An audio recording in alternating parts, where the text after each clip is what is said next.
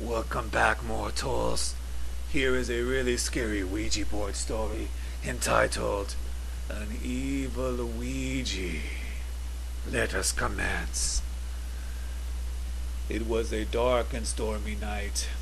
The black clouds in the sky cast dark shadows on the earth, and the moon had a face more sinister than a possessed jack-o'-lantern. It was a perfect night for evil and horror to reign and walk free through the darkness.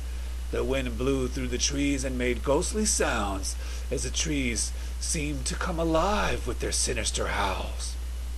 My cousin Victoria was home with a bunch of her girlfriends who were spending the night at her house.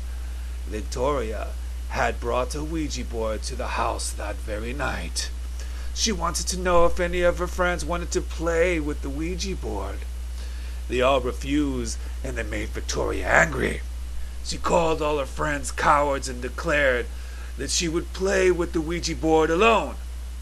They just stared and watched as she played with the evil thing. It started all nice and innocent, with Victoria asking questions about her age and where she was from. The planchette moved and glided across the Ouija board as she asked it more and more questions. Her friends watched with curiosity. The planchette moved across the board. A storm had now started outside as the black clouds of darkness cast a dark shadow on the house and blocked out most of the moonlight. The lightning and thunder outside seemed almost magical as the lightning illuminated the dining room where Victoria was playing with the Ouija board. She now started to ask the Ouija board more serious questions. Questions about when she would get married. She asked who she would marry and when. The Ouija board told her many details about her future. It told her the name of her husband, Eddie. And it also told her where he would be from and when they would meet. She started to get scared at this point, and the Ouija board started to go crazy and move very fast across the board.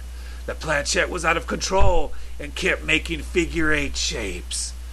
Victoria decided to ask for the first time that night who she was talking to.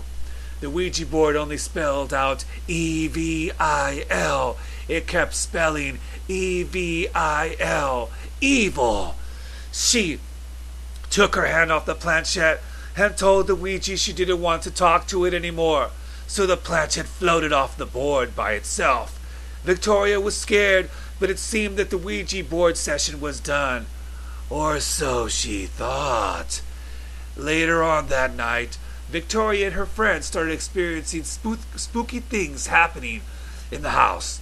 The lights would flicker on and off by themselves. The TV and VCR would turn on alone and then turn off. Things would fly off the shelves. They were very scared, to say the least. Victoria's friends told her, "See, you never should have played with that Ouija board. Now our house is haunted." Victoria only told them not to worry and that it would all be over by morning. That night, Victoria felt something horrifying happening to her. She felt as if someone or something was punching her from the inside of her belly, as if she had a baby inside her that was punching her. She didn't know what was going on, but she was so scared that she did not get much sleep that night. The night of evil and horror passed, and Victoria got rid of the Ouija board. Nothing strange ever happened to her at that house for years. She thought her encounter with the dark side was over. Little did she know the fun was only starting. She had forgotten about the predictions Ouija made about her future. All of her foretold future did come true, just as the Ouija had foretold. She met her husband, and his name and place of birth was just as the Ouija board had told her. Even the year the Ouija said they would get married was exact. The only thing the Ouija didn't tell Victoria was the dire future she would have for asking the Ouija about her future. After a couple of years, Victoria got pregnant and was about to have a baby, but the baby died in her womb while it was inside of her. They had to remove the dead baby from her womb. It was a very sad and dire experience. The Ouija did tell her she would have a baby, but it never told her it would die. 2 years later, her husband Eddie got a horrible sickness that killed him very quickly, and the Ouija board had also predicted that Victoria would get married, but it never told her that he would die soon, some years later. Till she said Victoria.